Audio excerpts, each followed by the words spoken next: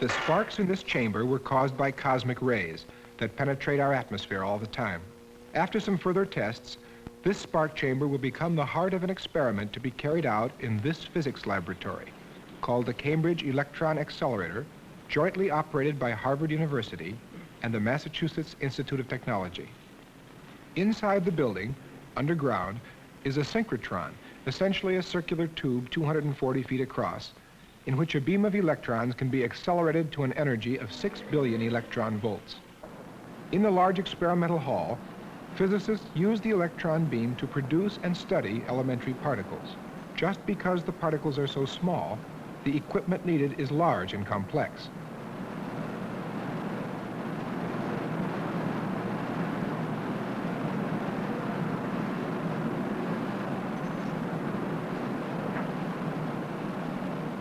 Look at that. We're going to follow one of the many experiments going on here. It's an experiment to study the interaction between ordinary negative electrons and positive electrons, or positrons. How large is the force between them? This is one of the most basic questions for physicists today.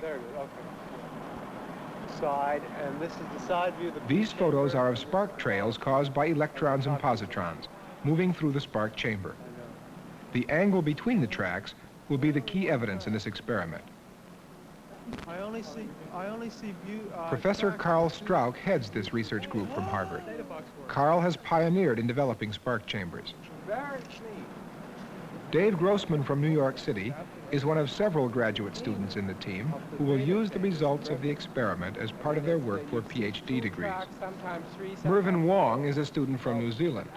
In the group with Carl, Dave, and Mervyn, there are over a dozen others, some with lots of experience, some just beginning their first big research project. At the start of the experiment, all they had were ideas and an empty part of the floor space in the experimental hall. This was also the starting point for our film. We photographed everything just as it was happening over a period of 2 years. No script, no rehearsals, just to see what it's like when people work together in a physics lab. Oh, yes. Okay. What is Space in the experimental hall is hard to get. So before the equipment could be built and moved into the experimental area, the layout and the functioning of the parts had to be carefully worked out. Oh, my God. Cardboard cutouts help them plan the placement of apparatus. When the real equipment is built, it will take a crane with a capacity of 40 tons to put it into place. This line is 3 feet, and then on either side is the coils.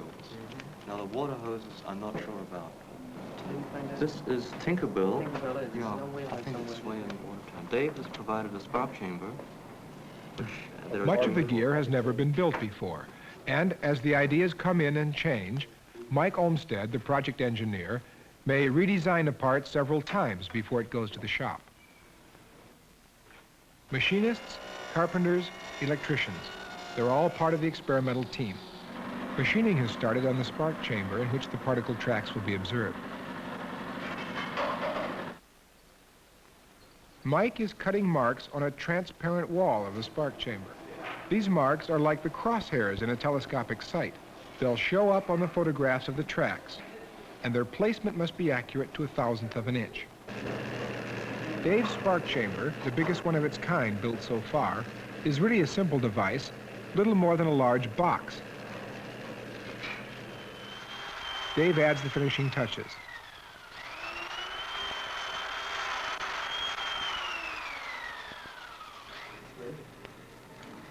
Later, the chamber will be sealed and filled with neon gas. We can't photograph the particles themselves, but we can photograph tracks they leave in the neon.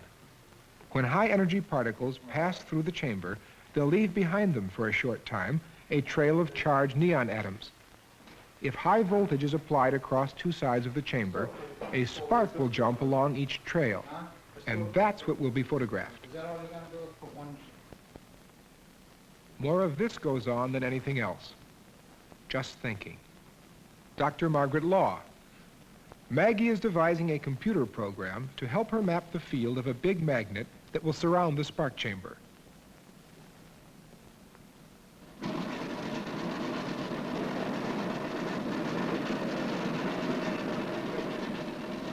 The computer is also used to prepare a plot of the kind of data this group expects to get if the currently accepted theory is correct. Not too long ago, it would have taken about a year to make such calculations by hand.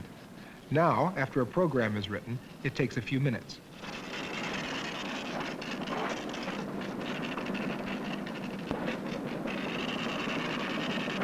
Al, do you want to see something very unexciting?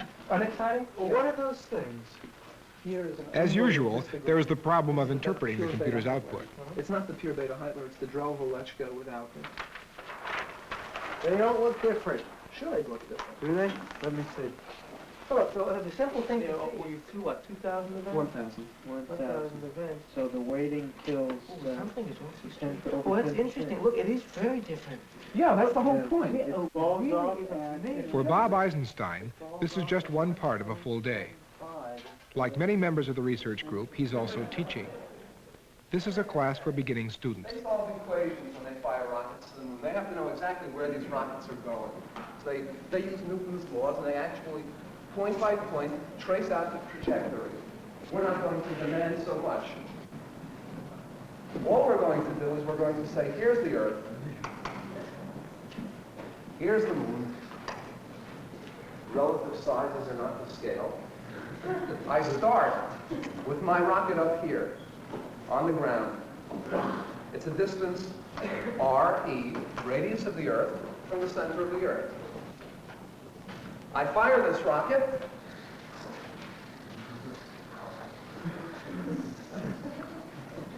And very luckily, it hits the moon. And it hits the moon on this R1, and you add to that the potential energy minus G M over R2 of the other body. While the equipment is being finished in the machine shop, Bob briefs the new student on the experiment. We're wrapped up in a light-protecting cover right now, but inside here is a big piece of plastic called scintillator. This stuff has a property that when a high-energy particle goes through, it makes a little flash of light, which is seen by a phototube down at this end. The light flash is very, very short, about a few billionths of a second, so you can use it for timing exactly when a charged particle has gone through. What we do, for example, is put one on either side of a spark chamber like this, and then as soon as we know that a particle has gone through, because there's been a little flash of light on either side within a very short time, we put the high voltage on the chamber and see the spark. That's basically the way we fire all our spark chambers. Here, let me show you what we've been doing. The thing we're doing, we're looking at what happens when a photon comes near a piece of matter, a nucleus. Very frequently, as a photon passes by, it sort of spontaneously converts into an electron, E-, and a positron, E+. Because they're so close together when they get started, they attract one another. And so if Coulomb's law, or inverse square law, or quantum electrodynamics is exactly correct, we can predict how much their attraction will affect their later motion, where they'll go and at what speed they'll go. And if it's wrong, we'll find, by doing an experiment, the contradiction between what we see and what we think we should see by the prediction. We want to know where they're going, so we put a spark chamber up close to the target. And we call that the angle chamber or theta chamber. Theta is the usual angle. And when the particles go through this chamber, the tracks they leave in the spark chamber allow us to know very accurately exactly where they're going as they're coming out of the target. So that answers the first question. And the second thing we have to know is how fast they're going. Okay? Well, to do that, we let these pass through a big magnet. Put a huge magnet out here. Now, when a charged particle goes through a magnetic field, remember, it bends. It travels on a curved path. And so these both curve. Now, we put a spark chamber inside the magnet, another spark chamber, and we find the trajectory, the curved path of the particles inside the magnet. By knowing the amount of curvature of the particle inside the magnet, we find out its momentum, which is the same thing as its velocity in this case. Momentum is p, and so this spark chamber is called the p chamber. And then so with these together, we know where the particles are going and how fast. The last thing we have to do is we have to decide exactly when do we fire the spark chambers, okay? Because, you know, it doesn't always happen. So we put up counters here, a lot of counters back here. There's other stuff, by the way. I'm really oversimplifying this. There are a host of other devices scattered in here. I've just given you really the basic essentials. When the appropriate counters fire, we know that there's a pair of particles gone through. Then we fire the spark chambers and take our pictures. And that's how we do it, hopefully. Well, Fellows from another group drop in. There's a touch of rivalry in the air. What do you people think you'll be on the floor? When are they going to have a roof? You think you're going to be ready by then?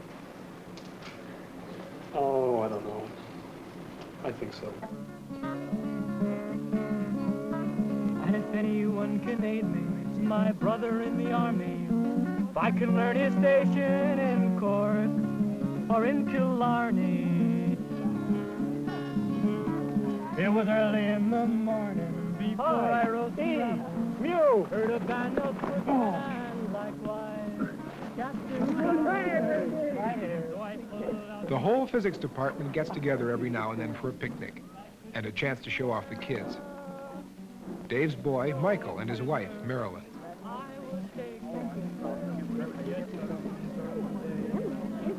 What for the diddle-o? What for the diddle-o? There's whiskey in the jug. What for the diddle-o? What for the diddle-o? There's whiskey in the jug.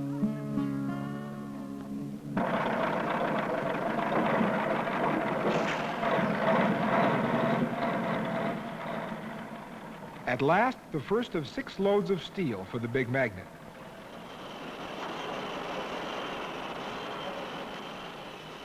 Bob and his wife Laura have heard that the magnet is arriving. And that's just the lifting. The magnet was designed at the lab, but manufactured in Wisconsin by an industrial construction firm. Well, there may be intermediate pieces, and there's also iron on the side of the return paths. This isn't part of the return path. Looks like the, yeah, something extra was added.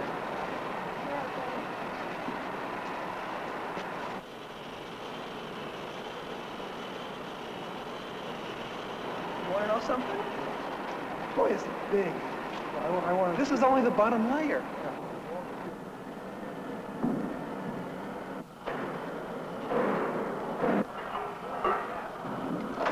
The total weight of the magnet will be 210 tons, and it's all painted green. So, of course, Dave has dubbed it the Jolly Green Giant.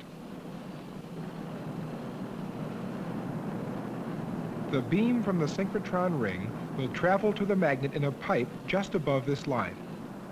All the equipment is being lined up around this axis. Oh my, that's just when I left. How are we coming?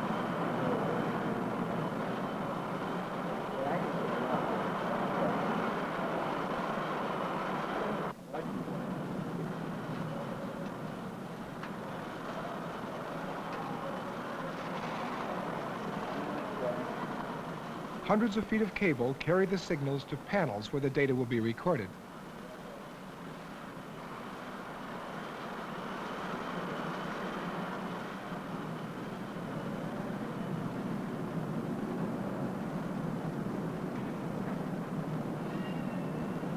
The panels are on the other side of a concrete shield to protect the experimenters from radiation when the beam is on.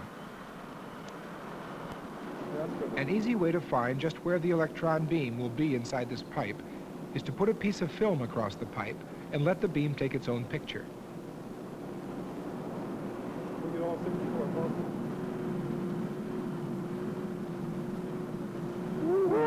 Wow. The beam is there, but it needs to be lined up and focused better. You can see the flange. Photographs and data begin to fill the lab notebooks. They may be so overexposed that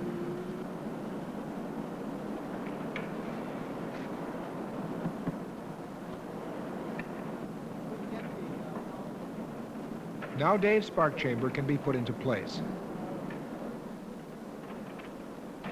The side of the magnet was left open to install the spark chamber. Okay, I'll crawl in and guide you inside. Okay, give a push.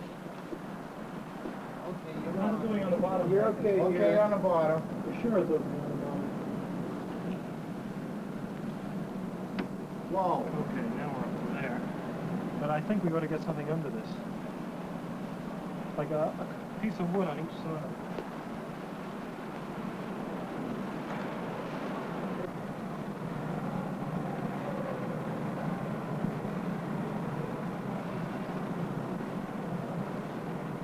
Jim Dakin, a college senior, finishes installing the camera that will photograph the sparks in the chamber below. Bill Jones is the head of electrical engineering at the Accelerator Lab.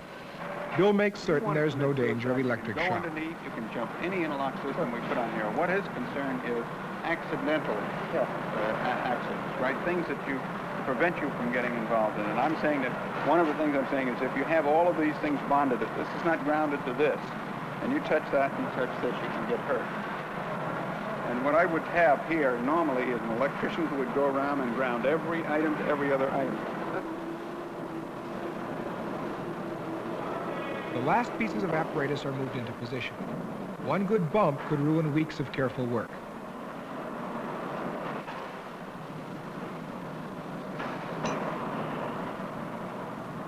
Everything's ready for the first trial run. By now, 2 years have passed since the theory of this experiment was first worked out, and this was just an empty space. The work and ideas of 20 men and women and almost $500,000 have gone into the design and construction. Although for many beautiful physics research problems you need only paper and pencils or a few dollars worth of equipment, this particular basic problem couldn't be licked except on this scale. You see, these are mirrors. A distinguished guest arrives, Which have Professor no Ali metal. Kanyan of the Armenian Physics They Institute. are dielectric. It was he who developed the first So wide-gap there's no spark chambers. metal to distort the field. Yeah. And this is the Marx generator. And it is a new design. You bought it We bought it? No. We built it. yourself. We ourselves, yes. And it is Grossman is writing it up. Is writing a report, a paper, because it's very simple and very reliable. Give us this report. We will try to give you a preliminary version. I will bring you tomorrow. And he's writing it for sending it to publication. I see. But it's very reliable, very good, Very compact. very compact. This is What is the maximum voltage? 300 kilovolts. 300 kilovolts. 300 kilovolts. Oh, here's David Grossman. We just looked at the setup, and Professor Alekanian would like to have whatever information is written and sketches and prints of the Marx generator. I made a Xerox copy. It's over in line. Good. Very good. Has this been published No, it is in press. in press? Yes. Will it I be? will send you. Sharing new ideas works both ways. Very This physics seminar, like thousands of others all over the world, is in a way an international gathering. How about a round of In the Valley? I need to A last-minute chore. I need to see this new hairstyle. I haven't seen one. In the valley of the What no hairstyle? What? Here, Margaret. I'll put a little hairspray on for you. I thought you had one of those squeeze cans. Yeah, it's happy. They're so- Boy, you changed your hair coloring. 1, 2, 3, 4, 5, 6, 7, 8, 9, 10, 11. Going to work, we haven't even started yet.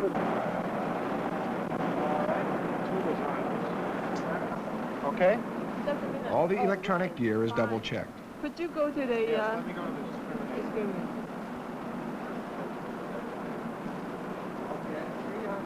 Good. All right. Okay, coming up T9. How's that?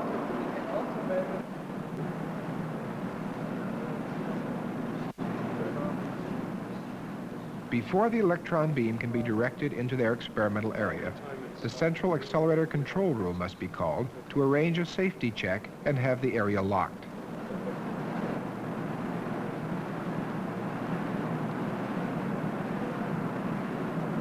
Dave, want to put some money on this? On the first shot?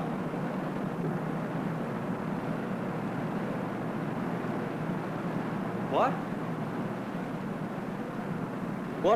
What are the chances of getting Sparks' first shot? Oh, not very great. Not very great. Why? The load? Probably wrong, yeah. Starting on the test. I'm turning on the high volts, so,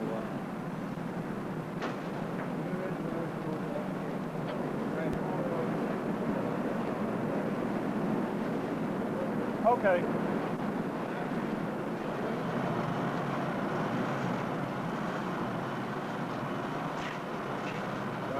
Do you want me to survey inside area 7201 and that wall down by the gate? In the area, nobody else. Okay.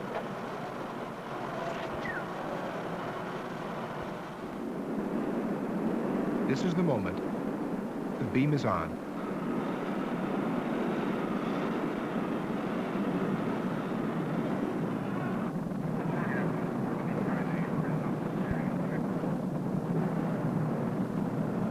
Marks generator went, not very loudly, but no tracks. No tracks. It's not even clear whether the Marks generator went correctly. That is, it sounded, but not as loudly as I've heard it sound. The spark chamber didn't work.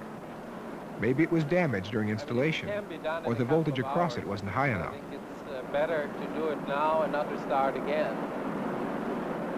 And I'm all for trying it now.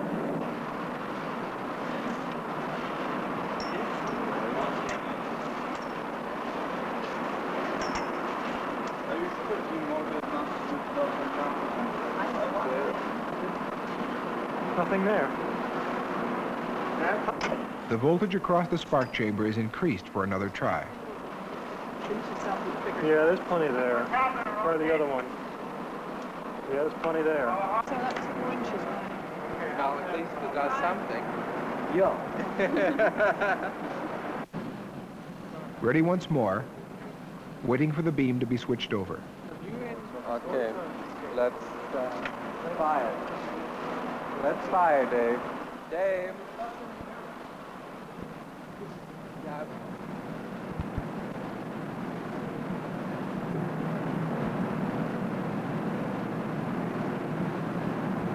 And the face nearest us. Paint this twice, occasionally like that.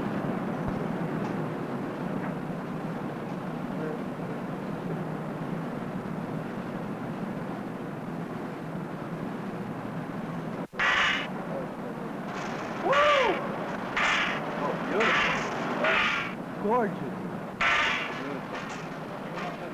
Come here, look. Yeah, they're beauties. That was the spark that did it good. And it really is too. Oh, that works very nice. Oh, that was the trouble. Here was one little thing here. I wonder whether it's possible we should try to make some attempt to measure the delay.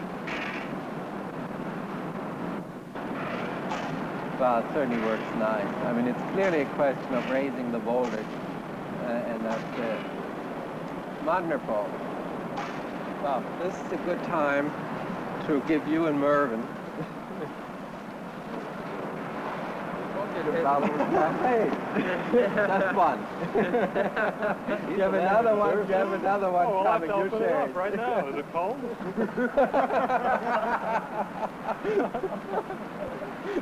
Just perfection. You know how to open it? No.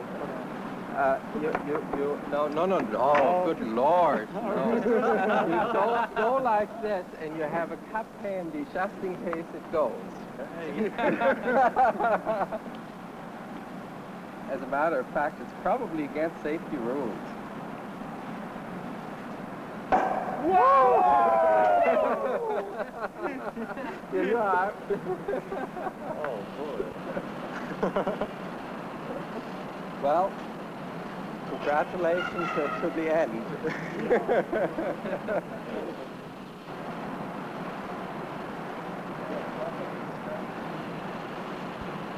not continue. No, but I mean, you can't, I mean, if you keep it running for an hour, a couple of hours, I mean, clearly the Marx generator isn't working that well, that it pays, but I think it pays to make sure to get pictures. All right, shutter 5 is coming open. That thing's 18 inch high. The best part of the work is still ahead. The experiment itself, to find out how electric charges interact at extremely close distances. Then the results will be published. And beyond that, this experiment isn't an end in itself. Perhaps it will be the starting place for other people working on the physics of particles, who can then ask new and still undreamt of questions about the most basic stuff of which the world is made. A great deal less. Look at this one, Dave. That's definitely not a pair.